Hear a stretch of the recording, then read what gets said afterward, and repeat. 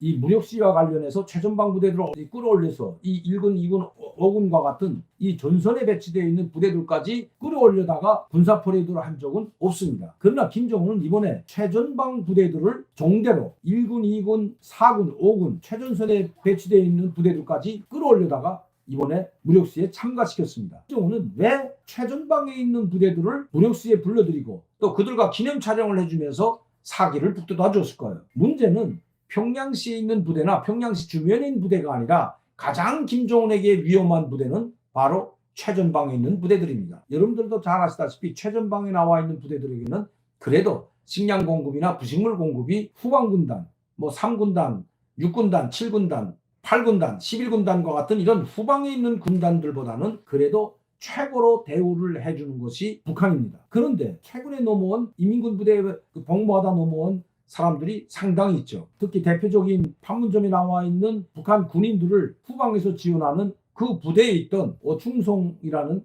군인이 한국으로 넘어왔습니다. 그때 충격적인 사실을 우리 국민들도 아마 처음으로 알게 됐을 겁니다. 그 또 판문점은 또 이 1군, 2군, 5군과 같은 최전방 부대, 이 군사분 계선을 지키고 있는 이 최전선 부대들과는 또 차이나게 더 공급도 잘해주고 있는 것이 사실입니다. 그런데도 용량실조에 걸리다시피 한 이 군인의 모습을 보면서 정말 북한이 얼마나 공급과 환경이 열악한지 우리 국민들이 아마 처음 보고 사실을 알았을 겁니다. 북한의 인민군 부대들의 현실을 그냥 적나라하게 보여준 것이 바로 오충송입니다. 이렇게 최전방 부대뿐만 아니라 판문점에 나와 있는 부대들의 공급을 담당한 병사가 용량실조에 걸릴 정도라면 지금 북한의 인민군 부대들의 식량 공급, 부식물 공급 상태가 어느 정도인지는 이미 짐작하고도 남는다는 것입니다. 판문점에 나와 있는 사람들이 가장 공급을 잘 받는 인민군 군이라고 해도 과언이 아니라는 거죠. 그렇다면 1군, 2군, 5군은 이 판문점에 근무하는 병사들보다는 공급을 덜 받는다는 것입니다. 1군, 2군, 5군, 4군 이 최전방 부대에 나와 있는 병사들의 생활 실태를 여해 본 바에 의하면 간단히 한마디로 강냉이 밥도 배불리 먹지 못한다는 것이 그들의 이야기입니다. 그리고 최전방 부대일지라도 김정은의 명령에 의해서 부식물을 자체로 공급할 때 대한 명령이 떨어졌다고 합니다. 이게 뭐냐? 중대면 중대 단위로 밭을 가지고 있습니다. 텃밭처럼 텃밭을 갖고 가지고 중대가 최전선을 지키는 것도 함께 그리고 부식물도 자체로 부업을 해서 보장을 해야 된다는 겁니다.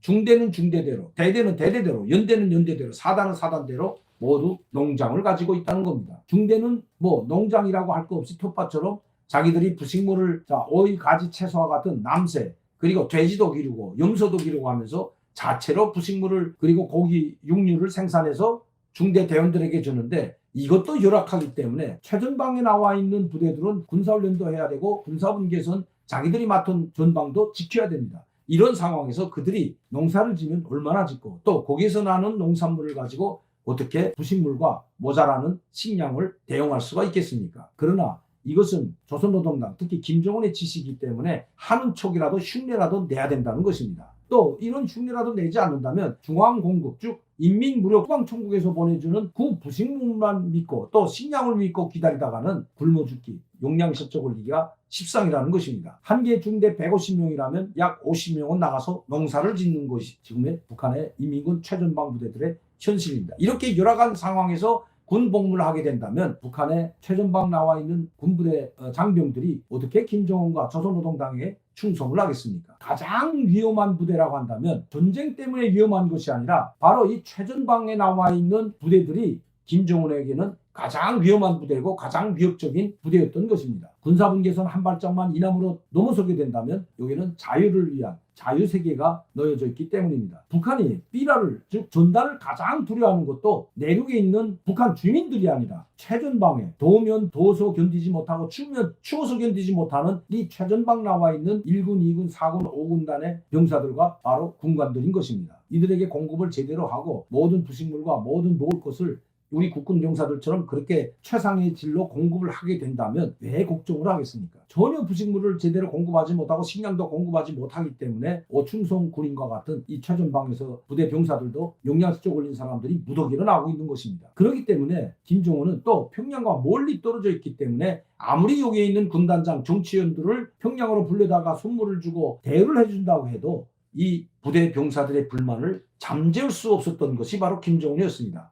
아마 김정은은 그것을 깨달았는지 모르지만 이번에 최전방에 있는 부대들을 정대로 1군에 2개 정대씩 올려다가 훈련을 시키고 그리고 대우를 해주면서 1군단 정대, 2군단 정대, 4군단 정대, 5군단 정대, 최전선 부대들의 정대가 나가고 있다고 높이 평가하고 정대에서 내보내줬던 것입니다. 우선적으로 배려하고 우선적으로 내보내줬다는 것은 그만큼 그 부대들이 상당히 열악할 뿐만 아니라 김정은에 대한 충성심이 떨어지고 있기 때문인 것입니다. 전쟁 준비를 위해서 또 한반도의 군사적 도발로 인한 긴장 격화가 된다면 가장 먼저 충성스럽게 김정은을 위해서 목숨 바쳐 싸울 사람들은 최전방에 나와 있는 1군단부터 5군단까지입니다. 물론 3군은 빼고요. 자, 1군, 2군, 4군, 5군이 가장 충성스럽게 김정은의 명령에 무조건 충성심을 가지고 절대 복종하는 그런 부대로 만들지 못하면 김정은에게는 승산이 없기 때문입니다. 이번에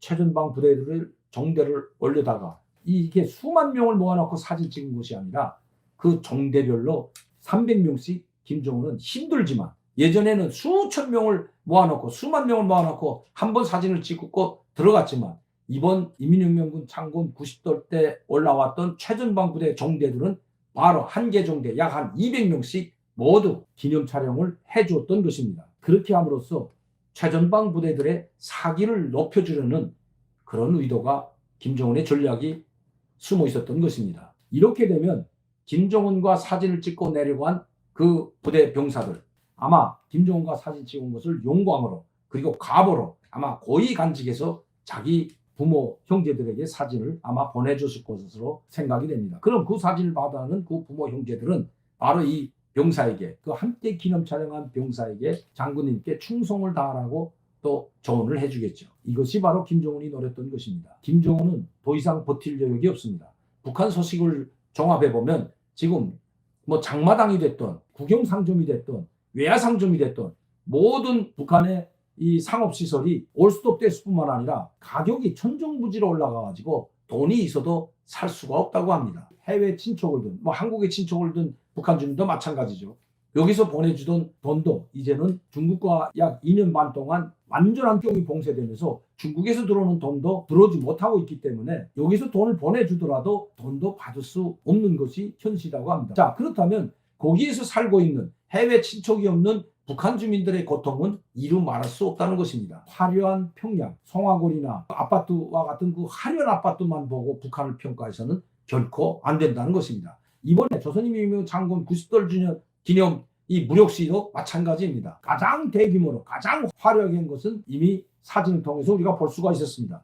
그러나 그 화려한 뒤에는 북한 지방 주민 피는 불과하다는 것 결코 잊어서는 안 된다는 것입니다. 평양 시민들, 조선노동당 100만 당원들, 조선인민군 약 500만 명만 건재하면 김정은 체제는 건재하다고 생각하는 이 조영원이나 김정은 그리고 그를 둘러싸고 있는 엘리트 집단들 지금 착각하고 있다는 것입니다. 과연 김정은 주위에 있는 몇백만의 사람들을 가지고 김정은은 무엇을 할 수 있을까요? 김정은의 선택이 여지가 없다는 것은 바로 그것을 말해주고 있습니다. 김정은은 한반도의 긴장 격화 그리고 그 군사적 도발로 말미암아 국지전 아니면 전면전까지도 생각하고 있다는 것이 북한에서는 소식입니다. 왜냐하면 수백만 명, 자 200~300만 명이 김정은의 주위에 엘리트와 평양 시민들 조선노동당원들이 뭉쳐있다고 해도 2천만 명에 달하는 북한 주민들이 불만이 터져나온다면 감당할 수 없기 때문입니다. 그래서 김정은에게는 선택의 여지가 없다는 것입니다. 이제 시간도 얼마 남지 않았다고 합니다. 그 시간이라는 것은 그 2천만에 달하는 지방 주민들의 그 굶주림 그리고 열악한 생활 환경 이것으로 말미암아 언제 어디에서 어떻게 폭발할지 그것은 아무도 모르기 때문입니다. 그렇기 때문에 김정은은 이번 4.25 인민혁명군 창건 90돌을 마지막으로 이 열병식이 마지막 열병식이라는 각오를 가지고 모든 가용자산을 총동원해서 화려하게 진행했던 것입니다. 아마 지금 평양 시민들도 마찬가지겠지만 지방 주민들은 아마 호탈감에 빠져 있을 겁니다. 이렇게 화려한 뒷면에 이런 행사가 지나가게 되면 그 뒷모습은 정말 호탈하고 공허하기 짝이 없기 때문입니다. 행사 기간 동안에는 그 화려한 행사 거기에 나가는 즉 군사포로에 전시되어 나가는 대륙간 탄도미사일 그리고 핵무기들 방사포들 신형 기갑사단들 이런 것을 보면서 어느 정도는 거기에 공감하겠지만 이 행사가 끝나게 되면 정말 공허와 허탈감만이 남게 되는 것입니다. 저도 그런 경험을 여러 차례 했기 때문입니다. 김정은이 이번 최전방 부대들을 불러다가 열병식에 참여한 것은 그만큼 상황이 국박할 뿐만 아니라 이제 더 김정은에게는 시간이 없기 때문입니다. 김정은은 윤석열 정부 시대에 들어서게 된다면 아마 엄청난 군사적 도발을 감행할 것으로 보입니다. 전술 핵무기 실험이나 또 다른 핵실험이 문제가 아니라는 것입니다. 국지전을 가상한 서해 5도, 연평도나 백령도를 상대로 한 기습작전까지도 할 수 있다는 것이 북한에서 온 소식이기 때문입니다. 우리는 여기에 만단의 준비를 갖춰야 합니다. 중국이나 러시아, 북한의 눈치를 봐서 우리가 전술 핵무기나 아니면 미국의 전술 전략 핵무기를 반입하지 못한다면 북한의 군사적 도발에 충분히 대응할 수가 없기 때문입니다. 우리는 미국을 설득해서라도 한반도의 평화를 유지하기 위해서는 반드시 전술 핵무기나 전략 핵무기를 한반도에 반드시 대한민국에 반입해야 된다는 것입니다. 우리가 직접 생산하고 우리가 핵무기를 보유하지 못한다면 미국의 전술 전략 핵무기라도 반입해야 된다는 것입니다. 이것만이 한반도의 평화를 유지하고 북한의 군사적 도발에 강력하게 대처할 수 있는 길이기 때문입니다. 김정은이 우리 극지전을 감행하든지 아니면 연평도나 백령도를 기습작전, 기습공격한다고 해도 우리 한반도에 핵무기가 전개되지 않는다면 또 그때 가서 미국의 전략자산이 들어온다고 해도 이미 그때는 늦어질 수가 있기 때문입니다. 절대로 북한의 핵무력 그리고 기습공격 간과해서는 안 된다는 것입니다.